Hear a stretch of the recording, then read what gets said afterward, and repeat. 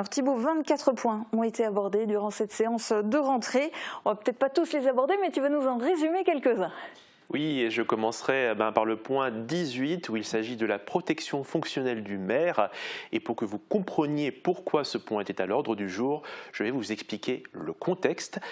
Tout part par partir du mur qui a été édifié devant l'église Sainte-Catherine. Les travaux de la requalification du centre-bourg sont toujours en cours et un des résidents de la ville de Bitche a diffusé sur les réseaux sociaux des écrits critiquant l'apparence du mur actuel et souhaite qu'il soit détruit, considérant qu'il n'était pas en harmonie avec l'église Sainte-Catherine.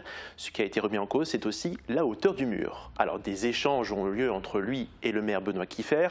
Je suis parti à la rencontre de l'élu pour avoir son point de vue sur cette partie du chantier. Le mur de soutènement, puisque c'est de celui-ci dont vous voulez parler, résulte en fait du projet tel qu'il a été conçu initialement. Donc je n'ai rien modifié à ce niveau-là. Lorsque le mur, ce contre-mur a été posé, on s'en est rendu compte dès le premier jour avec mon directeur des services techniques et en concertation avec lui.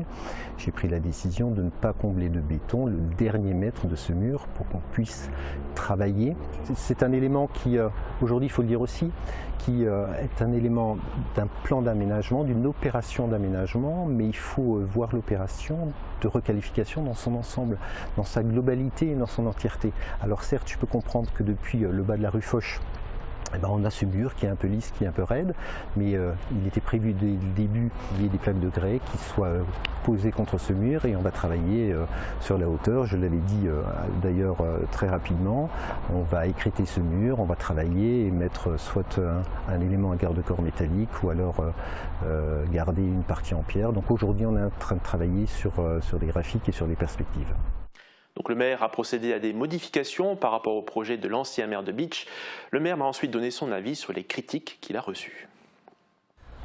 Moi j'en fais fi parce que je suis convaincu et puis je ne vais pas m'attarder sur les polémiques qui sont stériles et politiciennes parce qu'il y a peut-être quelque chose d'autre derrière et je pense que c'est pas le sujet. Si les gens ont envie de diviser la population, moi mon rôle au contraire c'est de les rassembler, c'est de faire de la politique au sens premier du terme, c'est de dire de rassembler à dessein des gens autour d'un projet. J'ai cette dignité là de ne pas remettre en cause ce qui a été fait précédemment, ça fait partie de l'héritage. S'il y a des corrections on apporte les modifications nécessaires et s'il y a des erreurs, si elles nous incombent, on les assumera. Mais c'est en conséquence de tout cela, en conséquence d'agissement de certains résidents de Bitche qu'il a demandé donc cette protection fonctionnelle, on dit, c'est ça? Oui, tout à fait. Alors concrètement, cette protection est faite pour le protéger des potentielles attaques qui visent sa fonction et sa personne. Elle couvre la prise en charge notamment des frais de procédure et autres frais lors d'une affaire portée en justice par exemple. Il a donc demandé au conseil d'accorder le bénéfice de cette protection, le résident mettant en cause le maire en ce qui concerne l'aménagement de l'accès à l'église et le réaménagement de son parvis. Des réactions au conseil ? Oui, les membres de l'opposition se sont interrogés du pourquoi de la demande, mais le maire n'a pas souhaité développer le sujet et donner du détail. Je vous propose d'écouter un petit échange. Aujourd'hui, est-ce qu'il y a une action qui est engagée? Je ne répondrai pas à cette question. Je ne répondrai pas à cette question. Je me réserve le droit d'agir, mais je ne répondrai pas à cette question. Alors, durant tout le débat, les membres de l'opposition ont essayé d'avoir des détails sur l'affaire en cours, mais le maire, au bout d'un moment, a usé de son droit de police et a tout de suite passé au vote. Ce qui en résulte, eh bien, la demande a été faite au Conseil. Le point est passé, mais avec 6 voix contre de la part de l'opposition. Bon alors, tout autre point abordé, des subventions ont été demandées. Oui, notamment une qui a été faite au titre du Fonds vert pour la phase 2 du remplacement et de la rénovation de l'éclairage public en ville. La ville souhaite baisser drastiquement leur consommation en énergie. La phase 1 s'est achevée. La phase 2 concerne le remplacement de plus de 150 luminaires. Le montant des travaux s'élève à plus de 92 000 €, travaux effectués par la régie municipale d'électricité. Et la subvention demandée serait de plus de 46 000 €. Ils ont aussi, durant le Conseil, reconduit l'extinction partielle de l'éclairage sur la commune.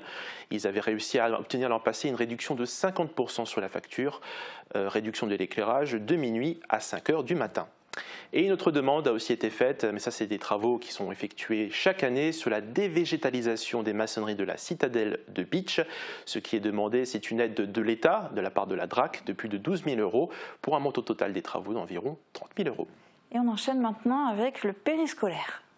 Oui, alors si vous vous souvenez, lors du 30 mai de cette année, le Conseil avait acté un groupement de commandes entre la ville et la CCPB pour fournir des repas en liaison froide pour la Maison de l'Enfant du 1er septembre 2023 au 31 août 2026, mais aucune offre respectant la totalité des modalités n'a été reçue.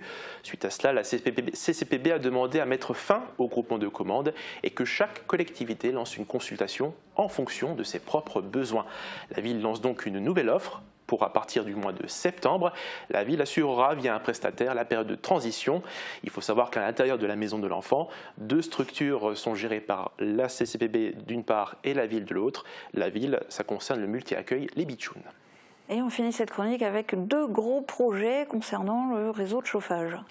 Oui, et notamment le directeur de la régie municipale d'électricité, Jérémy Wagner, était présent pour présenter le projet de la régie sur le territoire de la commune de Bitche, un réseau de chauffage urbain qui fonctionnerait via les déchets de bois fournis localement par les scieries et la biomasse. Les consommateurs seraient les bâtiments publics, les résidences collectives, professionnelles et industrielles et le centre hospitalier. L'armée, avec Bitchcan et le quartier de Riant, fera partie des plus gros consommateurs. La puissance installée sera de 20 MW. Les études ont déjà été effectuées et si le projet passe lors des prochains conseils municipaux, le chantier sera lancé en avril 2024 pour une potentielle fin des travaux en octobre 2025. Et il y a aussi un second projet. Et oui, alors là, il s'agit de ce que je vous ai raconté du projet de la régie, mais de son côté, la ville a aussi développé un autre projet de réseau de chauffage urbain. Les deux ont travaillé bien sûr dans la complémentarité. Celui de la ville prévoit un réseau de chaleur et la création d'une chaufferie bois qui alimenterait 4 bâtiments du quartier de l'Hôtel de Ville, la maison des associations, l'ancien tribunal, le presbytère catholique et l'Hôtel de Ville. Une consultation a été lancée en mai 2023 pour coordonner ce chantier avec les travaux de requalification du centre-bourg. Et pour ce point concernant l'attribution des marchés, il a été adopté, mais avec les 6 voix contre de la part de l'opposition. Merci Thibaut pour ta synthèse de ce conseil municipal.